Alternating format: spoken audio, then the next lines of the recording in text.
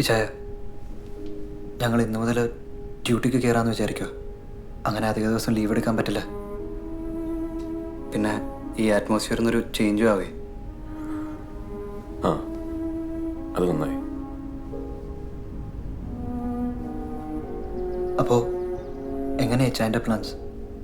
I mean മടക്കം?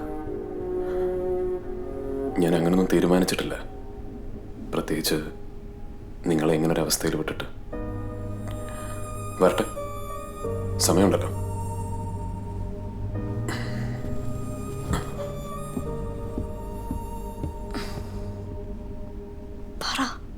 ഇതിൽ കൂടുതൽ എങ്ങനെ?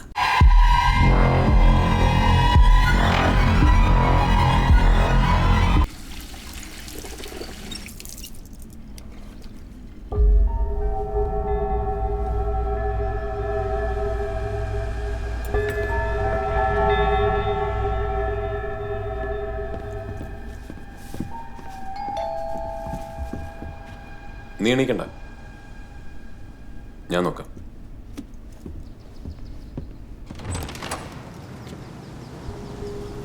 Mr. and Mrs. Poten? Please be seated.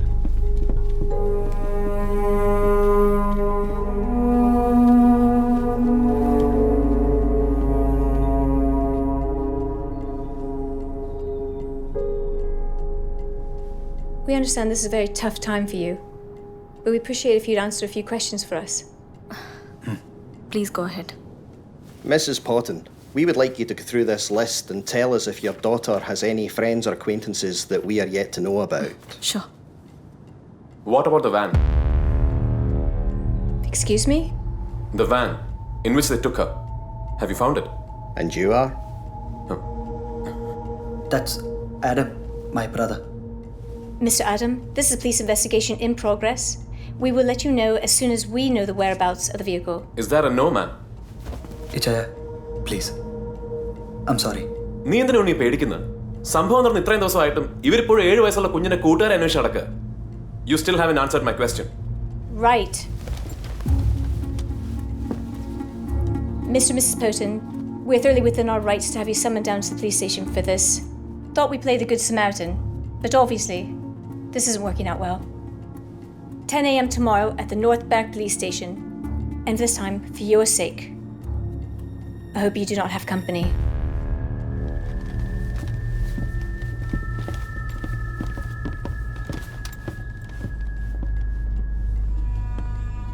ഇച്ചായൻ അവരോട് ഈ പെരുമാറിയത് ഒട്ടും ശരിയായില്ല. നാളെ ഞങ്ങളാ ഇതിന്റെ പേര് ബുദ്ധിമുട്ടാൻ പോകുന്നത്. എടാ, നീ കേട്ടില്ലേ അവർ ഓരോ ചോദ്യങ്ങൾ? അവരിപ്പോഴും കുഞ്ഞിന്റെ ഇച്ചായന്റെ തോന്നല. നമ്മുടെ നാട്ടിലെ പോലീസ് ഫോളോ ചെയ്യുന്ന സിസ്റ്റം അല്ല ഇവിടുത്തെ പോലീസിൻ്റെത്. ഇച്ചായൻ ആദ്യം മനസ്സിലാക്കുക. പിന്നെ അവര് ഞങ്ങളെ കാണാൻ ഇവിടെ വന്നത്. അവിടെ കയറി അഭിപ്രായം പറയാൻ പോയിട്ട് ഈ റൂമിൽ ഇച്ചായന്റെ പ്രസൻസ് പോലും ഉണ്ടാവാൻ പാടില്ലായിരുന്നു. സത്യത്തിൽ ഇച്ചായൻ ഇവിടെയുള്ള ഞങ്ങൾക്കിപ്പോ ആശ്വാസത്തേക്കാൾ കൂടുതൽ ടെൻഷനും പ്രഷറും തരുന്നത്. ഞങ്ങൾ ഇതൊക്കെ ഏതാണ്ട് മനഃപൂർവ്വം ചെയ്ത പോലെയാ ചില സമയത്ത് ഇച്ചായന്റെ നോട്ടവും ഭാവമൊക്കെ. ഞാൻ സ്വപ്നത്തിൽ പോലും അങ്ങനെയൊന്നും ആലോചിച്ചിട്ടില്ലേ. പിന്നെ എന്റെ ഭാഗത്തു നിങ്ങൾക്ക് എപ്പോഴേലും അങ്ങനെ ഫീൽ ചെയ്തിട്ടുണ്ട്? I am sorry. നാട്ടിലേക്കുള്ള എൻ്റെ ഓപ്പൺ ഐറ്റനറിയുടെ ഡീറ്റെയിൽസ് ഞാൻ തരാം. അവൈലബിൾ ആയിട്ടുള്ള ഏറ്റവും അടുത്ത ഡേറ്റിന് നീ എൻ്റെ റിട്ടേൺ ടിക്കറ്റ് ബുക്ക് ചെയ്തോ. ഞാൻ തിരിച്ചു പോയിക്കോളാം.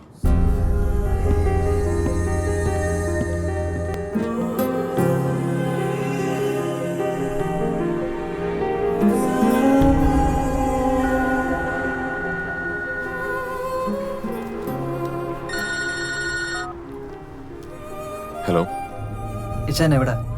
ഞാൻ പുറത്താടാ. ആ, പിന്നെ ശ്വേതക്ക് ചെറിയൊരു തലകറക്കം. അതുകൊണ്ട് ഞങ്ങളൊന്ന് ഡോക്ടറെ അടുത്ത് പോവാ. എന്തു പറ്റി? അങ്ങനെ പേടിക്കാനൊന്നുമില്ല ചായ. BP വല്ലതും ഷൂട്ടപ്പ് ചെയ്തായിരിക്കും. പിന്നെ അതുപോലെ ഇച്ചായൻ്റെ ടിക്കറ്റ് നാളത്തേക്ക് ഓക്കെ ആയിട്ടുണ്ട്. അതെൻ്റെ റൂമിലെ ടേബിൾ ഡ്രോയറിലുണ്ട്. ഞങ്ങൾ വരാൻ ചിലപ്പം വൈകും. അതുകൊണ്ട് ഇച്ചായൻ കഴിച്ചു കിടന്നു. ഞാൻ കിടക്കൊന്നുമില്ല. നീ ഡോക്ടറെ കണ്ടാലോടം വിളിക്കണം കേട്ടോ.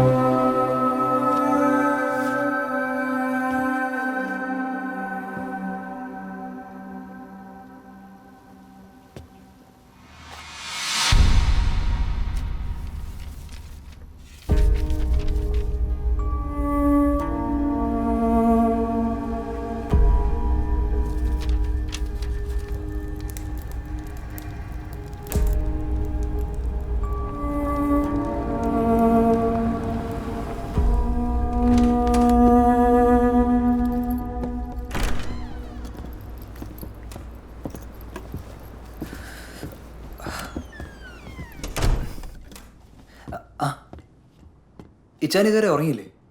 ഇല്ല. നീ എന്താ വിളിക്കാഞ്ഞ്? അങ്ങനെ കുഴപ്പമൊന്നുമില്ല ഇച്ചായ. ഞാൻ പറഞ്ഞില്ലേ BP. അവൻ കയറിയൊന്ന് കൊളുത്തിയതാ. അയ്യോ ഓക്കെ നാ. എന്നാ ഇച്ചാൻ പോയി കിടന്നു. ടിക്കറ്റ് കണ്ടല്ലേ? നാളെ രാവിലെ 10 മണിക്ക് ഗ്ലാസ്ഗോയിൽ നിന്നാണ് ഫ്ലൈറ്റ്. ഒരു 6 മണിക്കേലും ഇറങ്ങണം. Good night. ഞാൻ നാളെ പോകുന്നില്ല ഉണ്ണി. എനിക്കറിയണം ഇളയ്ക്ക് എന്താ സംഭവിച്ചതെന്ന്. നമ്മുടെ അമ്മച്ചി ആര് എന്തിനു കൊന്നുവന്ന്. അതിപ്പോൾ ഇച്ചായനെ മാത്രമല്ലല്ലോ, നമുക്ക് എല്ലാവർക്കും അറിയേണ്ട കാര്യങ്ങളാണ്. പിന്നെ ഞാൻ പറഞ്ഞല്ലോ, ഇവിടുത്തെ പോലീസ് ഫോഴ്സ് വളരെ ഇൻ്റലിജൻറ്റാണ്. എത്രയും പെട്ടെന്ന് അവർക്കിതെല്ലാം കണ്ടെത്താൻ കഴിയുന്ന എൻ്റെ പ്രതീക്ഷ. ആയിക്കോട്ടെ, വളരെ നല്ലത്. എൻ്റെ ഒരു സമാധാനത്തിന് അങ്ങനെ എന്തെങ്കിലും കണ്ടെത്തുന്നവരെ ഞാൻ ഈ നാട്ടിൽ തുടരാൻ തീരുമാനിച്ചു. പിന്നെ നിങ്ങൾക്ക് എൻ്റെ പ്രസൻസ് എന്ന പോലെ അമ്മച്ചിയുടെ ഇളയുടെ ഓർമ്മകളുള്ള ഈ വീട്ടിൽ കഴിയുന്നത് എനിക്കൊരു വീർപ്പുമുട്ടല. അതുകൊണ്ട് നാളെ മുതൽ ഞാൻ ഇവിടുന്ന് പുറത്തോട്ടോട്ടിലും ഷിഫ്റ്റ് ചെയ്യാമെന്ന് വിചാരിക്കുക. ഇച്ചാൻ എന്തൊക്കെയായി പറയുന്നേ? അതുകൊണ്ട് ഇതുവരെ മനസ്സിലായില്ലേ? ഇച്ചായൻ എന്തൊക്കെയോ മനസ്സിൽ വെച്ചോണ്ടാ ഈ സംസാരിക്കുന്നത്. മനസ്സിൽ വെച്ച് സംസാരിക്കുന്നതും പെരുമാറുന്നൊന്നും ഞാനല്ലല്ലോ ശ്വേത. നീയും ഇവനൊക്കെ അല്ലേ? അല്ലേ പിന്നെ റോയൽ എഡിൻബറ ഹോസ്പിറ്റലിൻ്റെ CT സ്കാൻ റിപ്പോർട്ട് എൻ്റെ എയർ ടിക്കറ്റിൻ്റെ ചോട്ടി തിരികെ വെച്ചിട്ടായിരിക്കില്ലല്ലോ നീ പ്രഗ്നൻ്റ് ആണെന്ന വിവരം എന്നെ അറിയിക്കുക. ഫ്രം 2012 till now സ്കോട്ട്ലൻഡിലാകെ ഏതാണ്ട് 87 കേസുകളാണ് റിപ്പോർട്ട് ചെയ്തിരിക്കുന്നത്. ഇതിൽ 38 എണ്ണം ഇവിടെ എഡിൻബറോയിൽ നിന്നാണ്. 3-നും 12-നും ഇടയിൽ പ്രായമുള്ള കുട്ടികളുടെ കാര്യം ഞാൻ ഈ പറയുന്നു. അതിൽ തന്നെ 70% പെൺകുട്ടികളാണ്. എന്തായിരുന്നു ഈ കേസുകളുടെയൊക്കെ കൺക്ലൂഷൻ? കൺക്ലൂഷൻ എന്ന് പറയുമ്പോൾ നിങ്ങൾ അത് കേട്ട് worried ആവരുത്. There is no conclusion for around 46 cases. Those children are still known as the missing kids.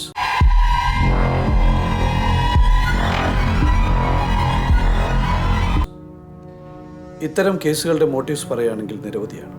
Organ trafficking, പിഡോഫിലിയ, in-house abuses, അങ്ങനെ തുടങ്ങി ഡെവിൾ സാത്താനിക് വർഷിപ്പേഴ്സ് വരെ അവരുടെ കർമ്മങ്ങൾക്ക് ഇവിടെ കുട്ടികളെ തട്ടിയെടുക്കാറുണ്ട്. പക്ഷേ ഓരോ മോട്ടീവ്സിനും ഓരോ സ്വഭാവമായിരിക്കും. ഫോർ എക്സാമ്പിൾ, ഓർഗൻ ട്രാഫിക്കിങ്ങിന് വേണ്ടിയാണ് കുട്ടി കിഡ്നാപ്പ് ചെയ്യപ്പെട്ടതെങ്കിൽ വിത്തിൻ 5 to 10 days കുട്ടിയുടെ ബോഡി ഏതെങ്കിലും റിമോട്ട് പ്ലേസിൽ ഉപേക്ഷിക്കപ്പെട്ടിരിക്കും.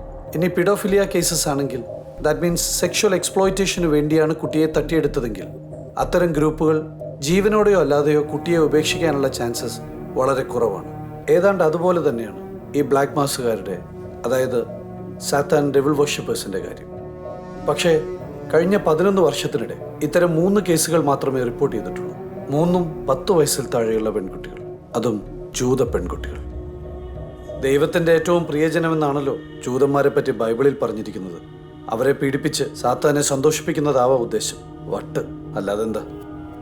ഈ ജ്യൂസ് എന്നൊരു ക്രൈറ്റീരിയ കിടക്കുന്നത് കൊണ്ട് നമുക്ക് ആ ഒരു പോസിബിലിറ്റി മാത്രം ഈ സ്റ്റേജിലെ അങ്ങ് തള്ളിക്കളയാം, അല്ലേ? സംഭവം നടന്നിട്ടിന്ന് 6ാം ദിവസമല്ലേ? ഇപ്പോഴത്തെ സ്റ്റേജിൽ നമുക്ക് അങ്ങോട്ട് കയറി ഒന്നും ഊഹിക്കാൻ പോലും പറ്റില്ല. നിങ്ങളാരും കുട്ടിയുടെ പേരൻ്റ് അല്ലാത്തതുകൊണ്ടാണ് ഞാൻ ഇത്രയും വിട്ടു പറഞ്ഞത്. അല്ലെങ്കിൽ സാധാരണ ഇങ്ങനെ ഡീറ്റെയിൽ ചെയ്യാറില്ല.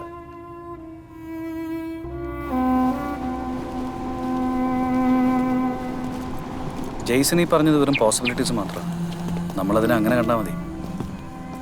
കൃത്യമായ പോസിബിലിറ്റീസ് അല്ലേ ചെറിയൊക്കെ നമ്മളെയൊക്കെ ഈ ഘട്ടത്തിൽ നയിക്കുന്നത്. എനിക്കിപ്പോൾ ഒരു കാര്യം ഉറപ്പായി. എത്രയൊക്കെ എഫിഷ്യൻ്റാണ് ഇവിടുത്തെ പോലീസ് ഫോഴ്സ് എന്ന് പറഞ്ഞാലും ഈ ക്രൈമിന് പിന്നിലുള്ളവരെ അവരൊരിക്കലും കണ്ടെത്താൻ പോകുന്നില്ല. Because they are searching everywhere except the right place.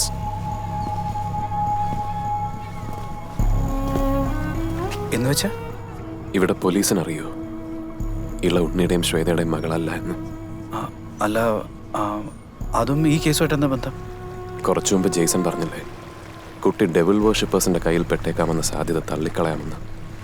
കാരണം അവർക്ക് വേണ്ടത് 10 വയസ്സിന് താഴെയുള്ള ജൂത പെൺകുട്ടികളെയാണെന്ന്. എൻ്റെ മകൾ പാതി ജൂതയാണ് Cyriac. Because her mother was a ജ്യൂ.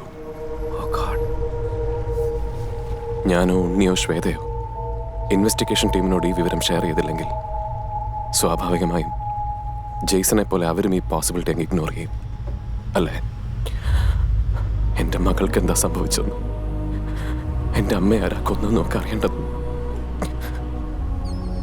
ഇപ്പൊ എൻ്റെ മാത്രം ആവശ്യമാണോ സിറിയക്ക്?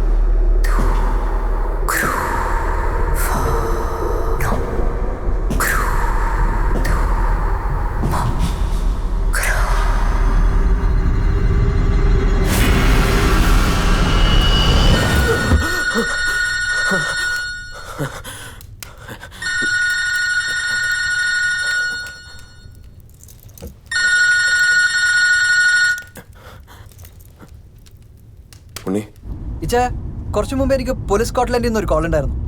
ഇളയെ കൊണ്ടുപോയ കാറ് ഉപേക്ഷിക്കപ്പെട്ട നിലയിൽ കാറിലായിരുന്ന സ്ഥലത്ത് നിന്ന് കണ്ടെത്തിയിട്ടുണ്ടെന്ന്. ഇത് എവിടെയാ സ്ഥലം? അതൊരു കൗണ്ടി ഇച്ചായ. ഇവിടെ നിന്ന് ഒരു 2 hour ഡ്രൈവ് ഉണ്ട്. ഞങ്ങളും കൊണ്ട് പൊക്കോണ്ടിരിക്കുക. ഇച്ചായന് വരണേ, ഞാൻ പോസ്റ്റ് കൂടി ഇപ്പോൾ ടെക്സ്റ്റ് ചെയ്യാം.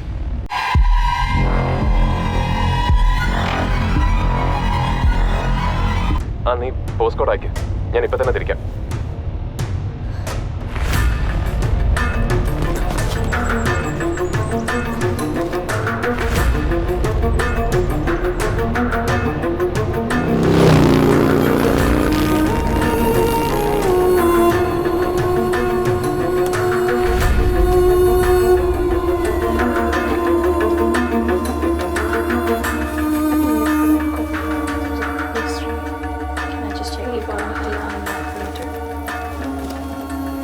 Hi, can we get a double check on the location of the little girl, please?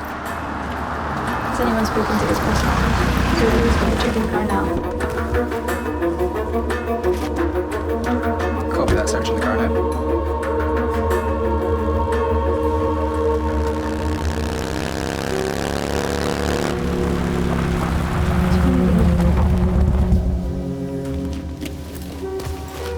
Can we have it take a look, please?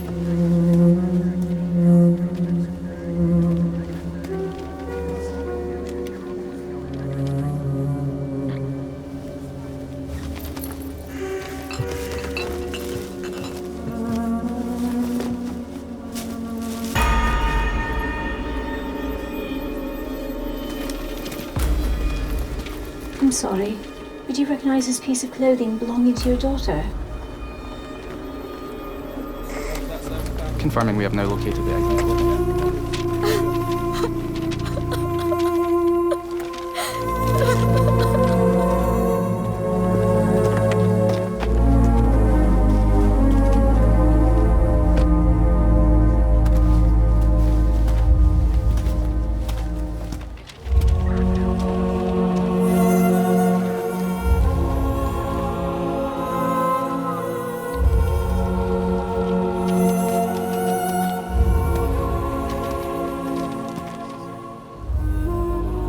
നീ വണ്ടിക്കകത്തോട്ട് ചെല്ല, അവളുടെ കൂടെ ഇരിക്കെ.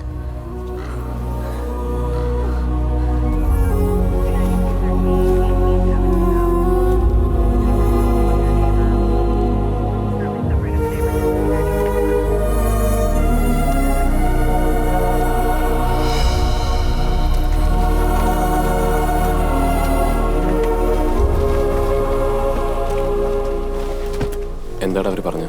അല്ല, അവരുടെ ഒരു വൈൽഡ് ഗസ് ഷെയർ ചെയ്തതാ. എന്ത്? ഈ മരക്കൂട്ടങ്ങൾക്കപ്പുറം ഒരു ചതുപ്പ് നിലമാണേ. കാറും മറ്റും ഇവിടെ ഉപേക്ഷിച്ചുകൊണ്ട് അവർക്കൊരു സംശയം. പോലീസല്ലേ, ഏതായാലും അവരവിടെ നിന്ന് സെർച്ചിങ്ങിന് ഇറങ്ങുക. ബോഡി കിട്ടുമെന്നറിയാൻ. നീ അതിനെ ആ സെൻസിൽ എടുക്കാതെ, ഞാൻ പറഞ്ഞില്ലേ, ഒരു വൈൽഡ് ഗസ്, അത്രേ ഉള്ളൂ.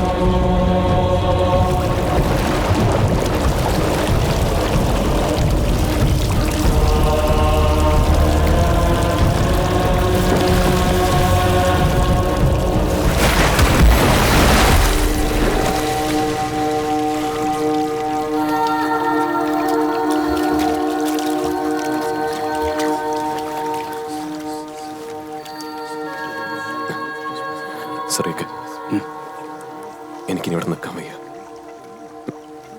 ഞാൻ പോവാ. എടാ അവള് കാളിയന്തല കിഴക്കേലെയാ കറുത്തച്ഛനൂട്ടുന്നവര്.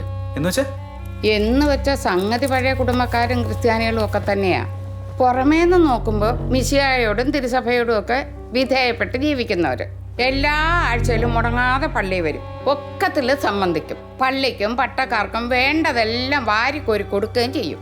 പക്ഷെ പുറത്ത് ആരും അറിയാതെ അവരുടെ കുടുംബങ്ങളിൽ ചില രഹസ്യ ഏർപ്പാടൊക്കെ ഉണ്ടെന്നാ പറയുന്നത്. സഭയ്ക്കും പ്രമാണങ്ങൾക്കും നിരക്കാത്ത ചില കർമ്മങ്ങള്, വെച്ചാരാധനകള് ഒക്കെ പണ്ടുള്ളവര് പറഞ്ഞു കേട്ടിട്ടുള്ളതാന്നേ. കാളിയന്തല കിഴക്ക്, പുത്തൻ ചേർപ്പാട്ട്, കുന്തക്കാലി, ഇങ്ങനെ ചില കുടുംബങ്ങളുണ്ട്. എന്തായാലും ഇവിടുന്നൊന്നും നമ്മുടെ വീടുകളിലോട്ട് പെണ്ണുങ്ങളെ കെട്ടിച്ചോണ്ട് വരാറുമില്ല, അങ്ങോട്ടോട്ട് കെട്ടിച്ചയക്കാറുമില്ല.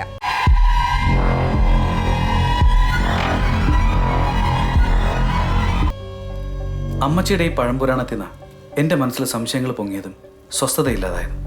അതുകൊണ്ട് അമ്മച്ചി പറഞ്ഞതിൻ്റെ ഓത്തൻറ്റിസിറ്റി എത്രയാണെന്നറിയാൻ ഞാൻ വെറുതെ നെറ്റിലൊന്നും തപ്പി. അങ്ങനെ ഡീറ്റെയിൽ ഇൻഫർമേഷൻസ് ഒന്നും കിട്ടിയില്ലെങ്കിലും ചില സൂചനകൾ അവിടെ ഇവിടെ കണ്ടു. തേവലക്കരയും ഉദയംപേരൂരും കുന്നംകുളത്തൊക്കെയായി ചെതറിക്കിടക്കുന്ന 10-40 കുടുംബക്കാരെ കുറിച്ചാണ് ഈ ആക്ഷേപം. പരസ്യമായി ദൈവജനമെന്ന് സ്വയം പറഞ്ഞ് നടക്കുമ്പോഴും കള്ളും പെണ്ണും പൊന്നും വെച്ച് രഹസ്യമായി ഏതോ ഇരുണ്ട ശക്തിക്ക് വിരുന്നൊരുക്കാറുണ്ട് ഇവർ. ആ ചടങ്ങിന് ഇവർക്കിടയിൽ തന്നെ പറയുന്ന പേരാണ് കറുത്തച്ഛനൂട്ട്. എന്റെ ചിന്ത പോയത് വേറൊരു വഴിക്കാണ്.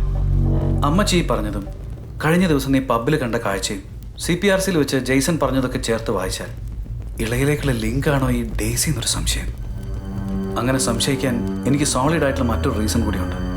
ഇള കിഡ്നാപ്പ് ചെയ്യപ്പെടുന്നതിന് തൊട്ട് മുൻപ് പള്ളിമുറ്റത്ത് വെച്ച് നടന്നൊരു സംഭവം.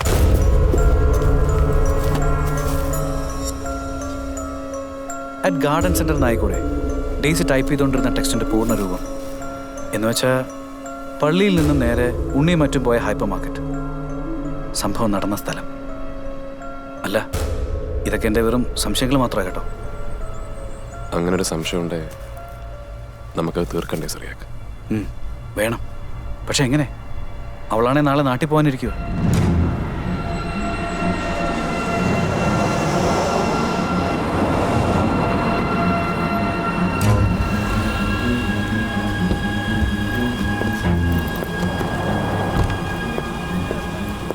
അപ്പൊ ശരി.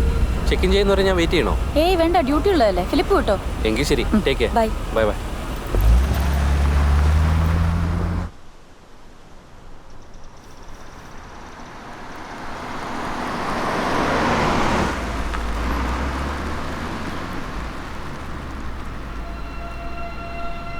സിറിയാക്ക്,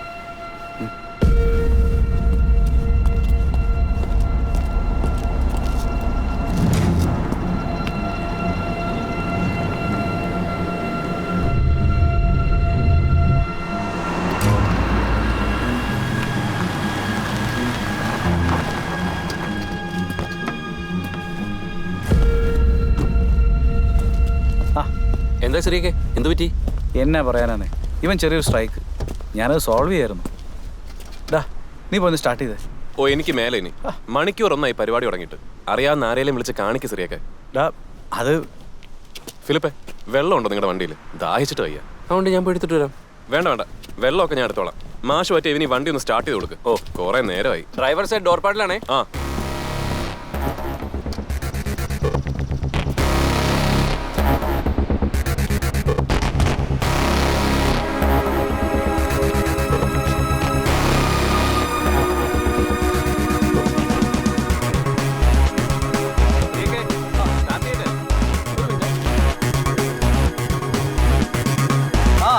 ഒന്ന് ട്രൈ ചെയ്തേ.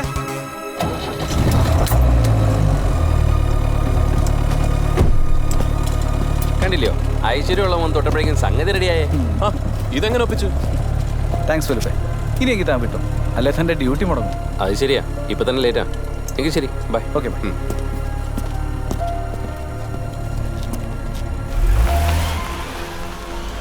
വണ്ടിയുടെ 30 മീറ്റർ ചുറ്റളവിൽ മാത്രമേ ആ മൊബൈൽ ഫോൺ ജാമർ എഫക്റ്റീവ് ആകൂ. അതുകൊണ്ട് അയാൾ ഓഫീസിലെത്തുന്നതിന് മുമ്പ് നമ്മൾ പ്ലാൻ ചെയ്ത പോലെയൊക്കെ നടന്നിരിക്കണം. നീ പെട്ടെന്ന് വിട്ടോ, ബാക്കി ഞാൻ ഏറ്റു.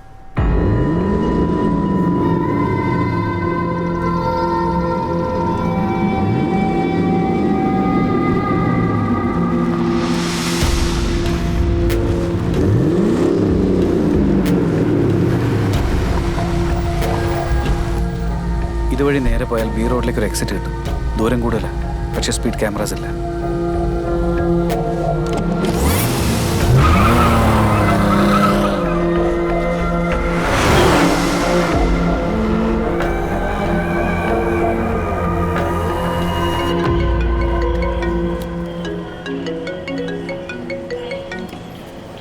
ഹലോ. ഹലോ ഡേസി, ഞാൻ സിറിയക്കാണേ. ആ സിറിയക്. അല്പം മുമ്പ് ഞാൻ കുറേ ട്രൈ ചെയ്തിരുന്നു ഡേസിയെ, പക്ഷെ കിട്ടുന്നില്ലായിരുന്നു. ഓ സോറി, ഞാൻ നാട്ടിലേക്ക് പോകാനായിട്ട് ഇപ്പോൾ എയർപോർട്ടിലാണ്. കുറച്ച് മുമ്പ് സെക്യൂരിറ്റി ചെക്കിലായിരുന്നു, അതായിരിക്കും വിളിച്ചിട്ട് കിട്ടാതിരുന്നത്. എന്താ സിറിയക്? അത് ഡേസി, പേടിക്കാനൊന്നുമില്ല. നമ്മുടെ കൂപ്പർ റോഡിലെ റൗണ്ട് അബൌട്ടിന് അടുത്ത് വെച്ച് ഫിലിപ്പിനൊരു ആക്സിഡന്റ്. എന്നിട്ട് ഒരു പോളിഷുകാരൻ്റെ വണ്ടിയായിട്ടൊന്ന് ഇടിച്ചതാ. ഭാഗ്യത്തിന് ഞാനും ആടും അപ്പോൾ ആ വഴി പാസ് ചെയ്യായിരുന്നു. ഇപ്പൊ ആംബുലൻസിൽ ഹോസ്പിറ്റലിലോട്ട് കൊണ്ടുപോയിക്കൊണ്ടിരിക്കുക. പേടിക്കണ്ട, ഞാൻ ഫോളോ ചെയ്യുന്നുണ്ട്. ഫിലിപ്പിന്റെ കാറിനുള്ളിൽ അരമണിക്കൂർ മുമ്പ് ഒരു എയർപോർട്ട് എൻട്രി പാസ് കണ്ടിരുന്നു. അങ്ങനെ മനസ്സിലായേ ഡേസി ഡ്രോപ്പ് ചെയ്തിട്ട് വരുന്ന വഴിയാണ്. അതുകൊണ്ട് തന്നെ ഫോണിൽ കിട്ടാതായപ്പോൾ ഞാൻ ആഡമിനെ എയർപോർട്ടിലോട്ട് അയച്ചിട്ടുണ്ട്. ഞാനിപ്പോ എന്താ സിറിയക് ചെയ്യണ്ടേ? എങ്ങോട്ടാ വരണ്ടേ? ഒഴിവാക്കാൻ പറ്റുന്ന യാത്രയാണെങ്കിൽ അത് ക്യാൻസൽ ചെയ്തിട്ട് എത്രയും പെട്ടെന്ന് എയർപോർട്ടിന്റെ വെളിയിലെത്തുക. അപ്പോഴേക്കും മാഡം അവിടെ എത്തിയിട്ടുണ്ടാവും. ബാക്കി ഡീറ്റെയിൽസ് ഞാൻ അവനെ വിളിച്ച് പറഞ്ഞോളാം. ഓക്കെ.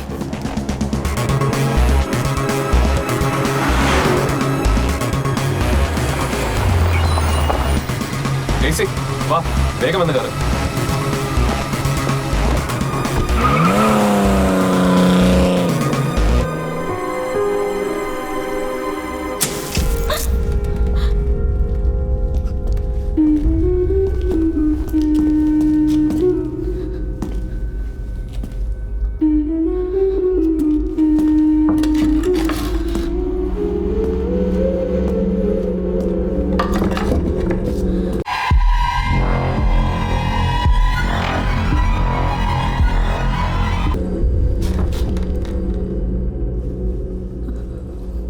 ഡെയ്സിയുടെയും ഡെയ്സിയുടെ ഫാമിലിയുടെയും മുഴുവൻ ചരിത്രവും ഞങ്ങൾക്കറിയാം. So I suggest let's cut to the chase. Madam, ഞാൻ പറഞ്ഞല്ലോ, ഇളയുടെ മിസ്സിങ്ങിനെ കുറിച്ച് എനിക്കൊന്നും അറിയില്ല. ഇത് നിങ്ങളാരോ തെറ്റിദ്ധരിപ്പിച്ചേക്കുക. വെറും സംശയങ്ങളുടെയോ ഊഹങ്ങളുടെയോ പുറത്ത് ഞങ്ങൾ ഡെയ്സി എവിടെ ഇങ്ങനെ കൊണ്ടിരുത്തുമെന്ന് തോന്നുന്നുണ്ടോ? പിന്നെ ഞങ്ങളുടെ ചോദ്യങ്ങൾക്ക് ഡെയ്സിക്ക് ഉത്തരം തരാതിരിക്കാം. That's up to you. അത് പക്ഷേ ഇന്ത്യൻ സമയം നാളെ കാലത്ത് 10 മണി വരെ മാത്രമായിരിക്കും. അപ്പോഴേക്കും ഡെയ്സി നാട്ടിലെത്തിയിട്ടില്ലെന്നും മിസ്സിംഗ് ആണെന്നുമുള്ള വിവരം വേണ്ടപ്പെട്ടവരൊക്കെ അറിയും. പിന്നീട് ഒരിക്കലും ഡെയ്സി ഫിലിപ്പിനെയും കുഞ്ഞുങ്ങളെ കാണില്ല, അതുറപ്പ്. കഴിഞ്ഞ 7 കൊല്ലമായിട്ട് അനുഭവിക്കുന്ന ഫ്രസ്ട്രേഷൻ മുഴുവൻ മുൻപിൻ നോക്കാതെ ഞാനങ്ങ് തീർക്കും.